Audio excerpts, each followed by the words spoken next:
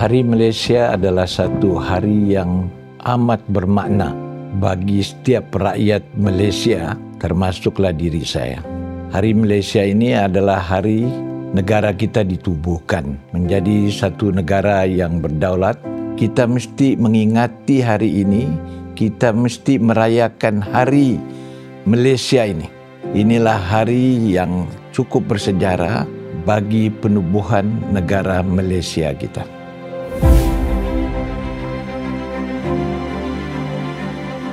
Malaysia Day is a day of great historical significance. We didn't join Malaysia, but we, Sabah, formed Malaysia together with Sarawak and the Federation of Malaya. That's what Malaysia Day means to me.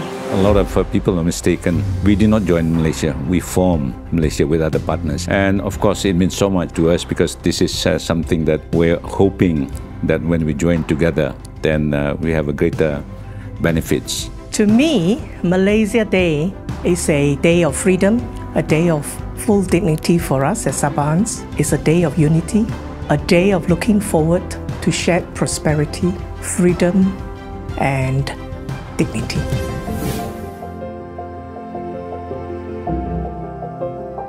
Sabah ini kita ada multi etnik, lebih kurang 32 dengan sub etnik dia lebih daripada 160. But at the same time, kita masih boleh lagi bekerja sama.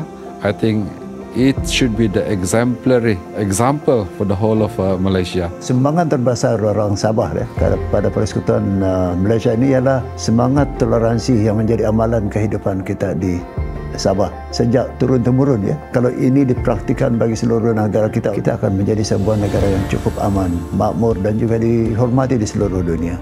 Our biggest contribution, I would say, it's our diversity. The unity in our diversity is something that we can show Malaysia as a whole of how we live. Sumbangan kita adalah satu contoh bagaimana orang Sabah berbilang kaum begitu ramai, tetapi kita boleh hidup mesra. Negeri Sabah walaupun kita kecil, kita adalah satu negeri yang selalu membanggakan di seluruh dunia maupun di daerah-daerah lain.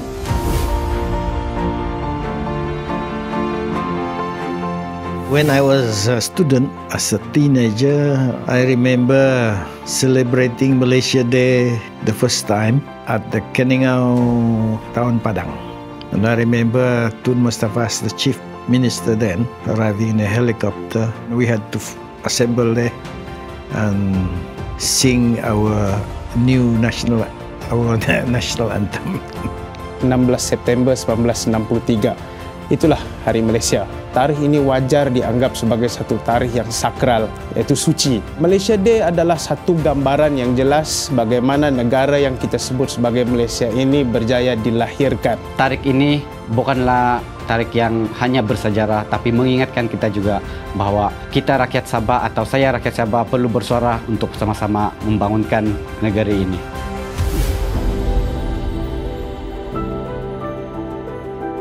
With the acceptance of Sabah as equal partners and the recognition of Sabah's rights, we hope that the true spirit of unity will continue to live in our hearts and guiding us to move forward for a better tomorrow. I want to see a Sabah with more youth coming back, thinking of contributing to our state, to contribute towards the progress, development of a wonderful Sabah. Duit penting, kedudukan penting, ekonomi penting.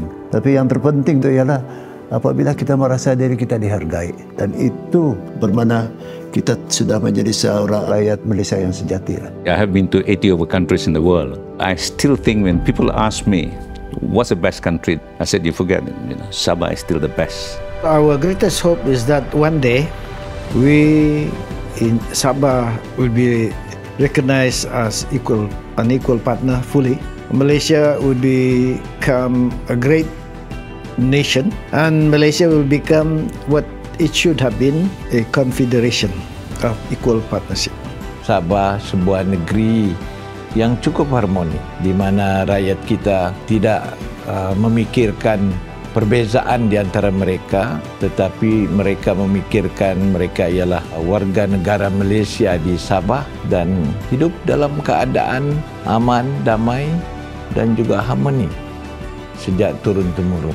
kita tidak ada negara lain lagi selain negara Malaysia. Kita mempunyai tanggung jawab bersama untuk memastikan negara kita ini kekal aman damai dan juga memberi harapan kepada setiap rakyat untuk menikmati erti kemerdekaan dalam sebuah negara yang kita panggil Malaysia.